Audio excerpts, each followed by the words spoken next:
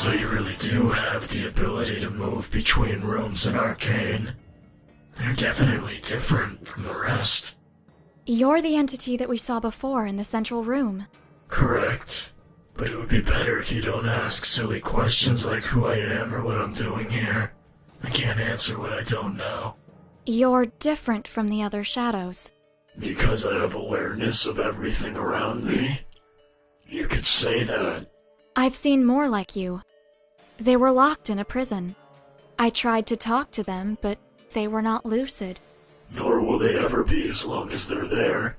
For many of them, that's not where they belong. In their correct rooms, they would be more lucid, as you say.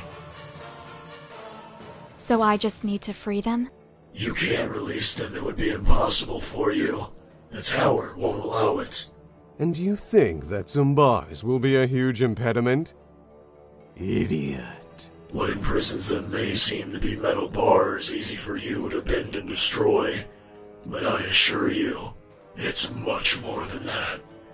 Each place is a whole existence by itself. It's the very concept of a prison which contains them. So there's no way? I didn't say that. I said it was impossible for you. But why are you interested? Do you have some relationship with any of them? A few seem to have relevant information for us. Interesting. I think I'll help you with this. It may be worth contemplating what will happen. Can you do it? Every gate has an exit. Every prison a way out. Just as there are doors, there are also keys in the tower. I can open them. Here's one. It will open any door, but only one. Like I said, there are more in Arcane. You only need to find them. But it would be better if you were both very careful when choosing which prisoners to release. Not all of them tell the truth. Not everyone deserves to be imprisoned. Not everyone deserves to be freed. Choose well. It will bring consequences. And even if you find all the keys, in the end, one door will remain locked. Now go. I'm done talking.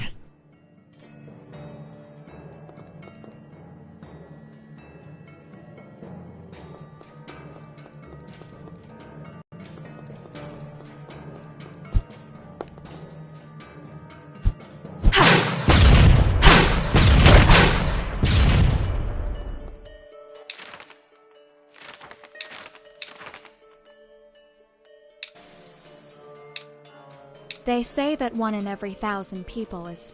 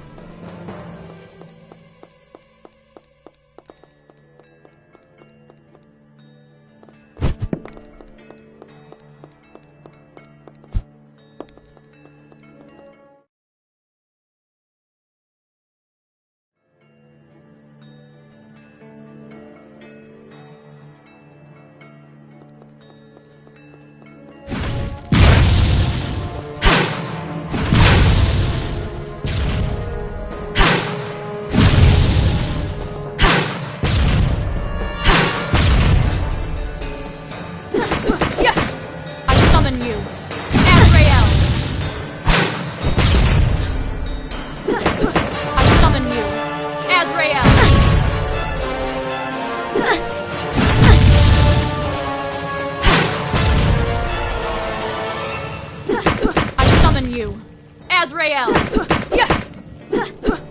I summon you, Azrael!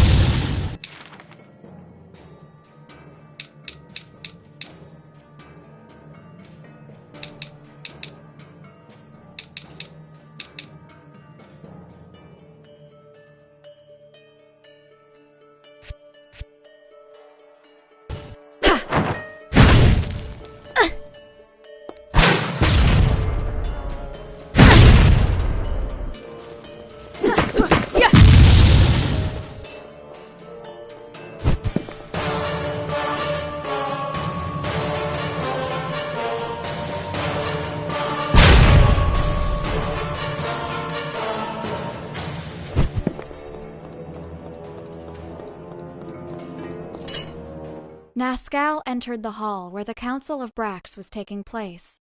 The greatest artists and creators of the world met once every decade under those walls. Different civilizations, even non-human creatures were there to show the wonders they had created over the years. Naturally, only the very best could attend, those whose fame had crossed all frontiers. For many of them, just having been invited represented an honor, but to Nazcal, it was quite the opposite.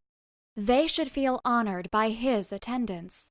The puppet master walked through the room, trying to pass unnoticed. He paid little attention to several uninspired works that only reminded him of why he was superior to everyone else. Nazcal smiled ruefully. Although he did not expect too much from others, he had wished to find something to at least rival with his talent. Lost in those thoughts, a distant word caught his attention. Someone had mentioned Gaudeamus, the creator of wonders, whose fame had reached even Nazcal's ears. Apparently, he had also been invited, and a group of people were talking to him not too far away.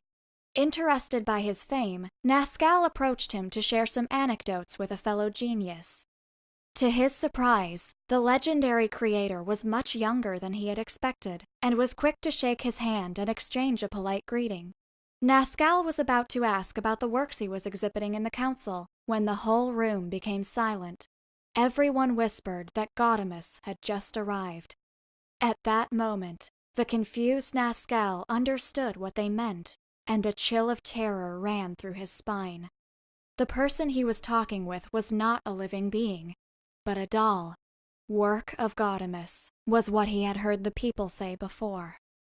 Even if it was only for a moment, the mere idea that he had not noticed such a thing overwhelmed the mind of the puppet master. Frantically, his eyes began to gaze closely at all the works exhibited by Gaudeamus. The mere sight of them burned his retinas, but at the same time, he was unable to look away. The feeling of anxiety that oppressed his chest grew until it became pain. He even had trouble breathing in the same room that stored such wonders. Unable to wait any more, he staggered out of the room and did not stop running until he was outside. Then, Nazcal cried and laughed as hard as he could. He had been blind all this time. In his egotism, he thought he was on top of the world when he was only standing on a small hill. Only in that moment did he realize that his work was far from having reached its full potential. That night would change his life completely. He would create greater works. He would surpass Gaudeamus, surpass them all. From that moment, his obsession would be perfection.